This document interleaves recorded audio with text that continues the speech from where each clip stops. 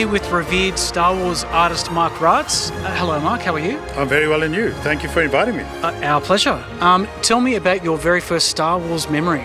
Well, the very first Star Wars memory was going in to watch the original A New Hope. I was in the army at that time, and my dad had actually seen the movie in London. And he came back and he said, "You got to see this movie." I was blown away not by only by the story, but by the way the movie was made. I imagine that made you a lifelong Star Wars fan after that. Oh, no question. It's one of those things that just becomes embedded in your DNA. I think it's like having a lightsaber right through your chest. It's one of those things that just happens.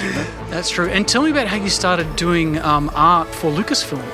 I was really involved in the early days of computer graphics in the very early 80s, and through that I met some of the guys from Industrial Light and Magic, and things just progressed from there.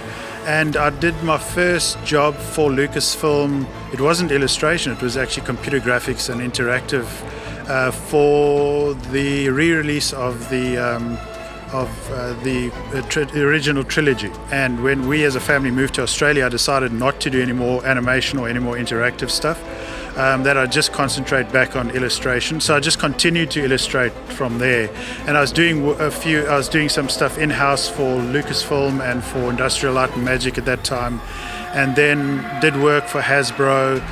Did some work on a project for Ralph McQuarrie, and it just grew from there. Fantastic. And do you have any particular favourite pieces that you've created for Star Wars? One of the ones I do like a lot is the promotional poster I did for an upcoming movie on the life and times of Ralph McQuarrie. And what was really interesting about that was that there were no predetermined parameters. It was just do what you want to do. And so for that one, what I did was I created an aspirational scene of Ralph's studio had he been an old Italian artist. So it's a very romanticized version of what his studio really would have been. One of the focal points is the little figure that was made by Sideshow of Ralph McQuarrie's original design that Joe Johnston also worked on of Boba Fett. There's no one else like Ralph, because without Ralph, George would not have had anything to go to the studios with and promote it, because he did those magnificent paintings. And George was then able to talk with the aid of the painting to the studios and say, this is the kind of movie I made. Now, Ralph's ability to take George's words and turn them into something truly amazing was a skill that very few of the rest of us actually have. One of your customers of your art happens to be a gentleman by the name of George Lucas. Yes, can you tell us a bit about this chap and what he's bought from you? I would say George has probably bought most of the major pieces that I've done for Indiana Jones and Star Wars for his personal collection. The first piece that he bought was a cartoon of him as Yoda, and he loved it so much that he asked whether he could buy it as the original, and since then he's bought quite a few other pieces from me. To me, he's the only guy that matters. If the Godfather says, I approve of what you've done, then I've done the job right. Tell me about the solo artwork that you've been commissioned to do and how that sort of came together. Disney came to me, they said, we'd like you to do this special commission for Solo, a poster for the movie that they'll use as a special project. And what was nice about that is there were no, again, like the Ralph McQuarrie one, there were very few parameters that I had to adhere to.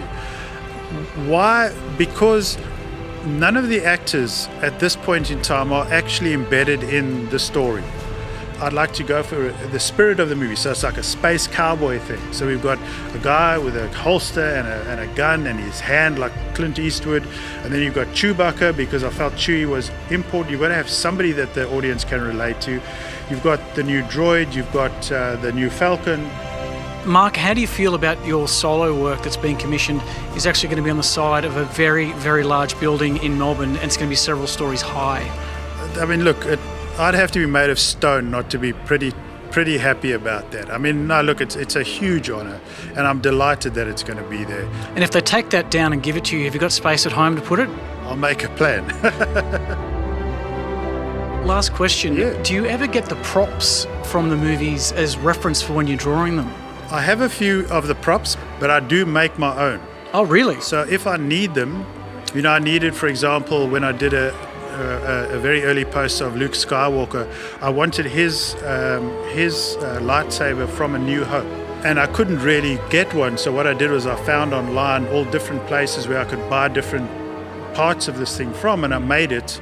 With a prop, if you've got it, you can look at it in any way you like. You can get your son to hold it. In the solo poster, that's my son's hand above the blaster, so it's useful to be able to use those kind of visual clues that I can then exploit by way of doing the final piece. And you built that blaster yourself? Yes, I did, yeah.